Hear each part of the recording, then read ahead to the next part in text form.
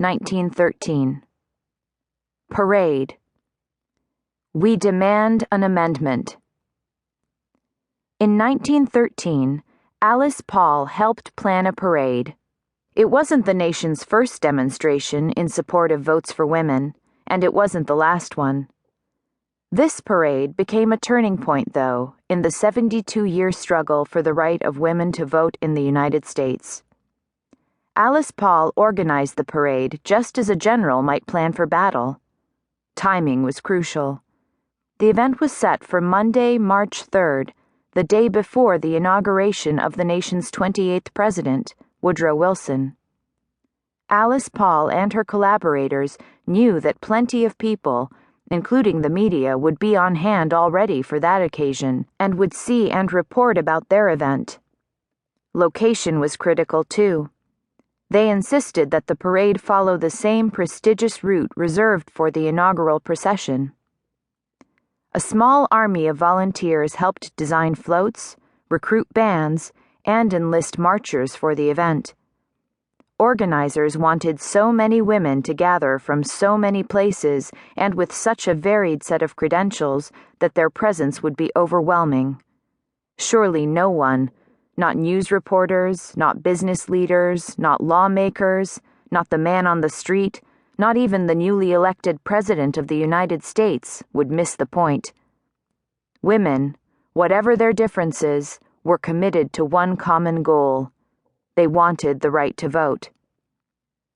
As many as 8,000 women converged on Washington, D.C. to take part in the march.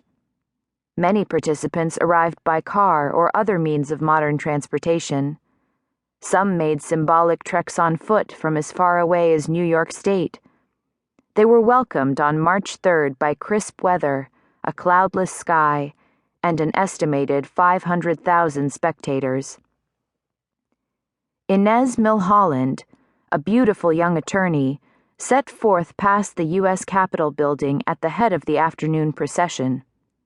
She was dressed all in white, riding on an all-white horse, and she looked like a modern-day Joan of Arc. We demand an amendment to the Constitution of the United States enfranchising the women of the country, read the Great Demand banner proceeding after her. 6 divisions of women followed, each one representing a theme about women's rights. Some participants rode on floats, others were on horseback, most walked. The parade featured groups of women doctors, women nurses, women lawyers, women business leaders, women artists, and women educators. Women gathered to represent their clubs, states, religious groups, the Red Cross, the PTA, and political parties. Wives and daughters of congressmen, there were no congresswomen yet, joined the parade.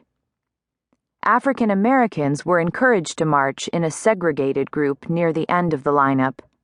At least one, Ida B. Wells Barnett from Chicago, insisted on marching alongside her white suffrage friends from Illinois. Colorful splashes of cloth dotted the scene. Street vendors had sold thousands of yellow Votes for Women pennants. Bunting, or festive hangings of the same color, a traditional hue for the women's campaign, had been added alongside the inaugural decorations of red, white, and blue. Countless marchers wore yellow badges or sashes on their costumes that demanded votes for women. Many were clothed in the all-white attire that signified support for their cause. Numerous cloth banners identified the various groups of marchers. Other banners, bearing instructive messages, hung from floats or handheld poles. Many of these standards featured a new trio of colors for the movement: purple for justice, white for purity of purpose, and gold for courage. Milholland, proceeding on her white steed, turned onto Pennsylvania Avenue. The White House and the end of her march lay ahead. The parade stretched out, fully formed, behind. It ranged from an opening section about the voting rights of women in other countries to a closing division of representatives from the United States, including groups of supportive men,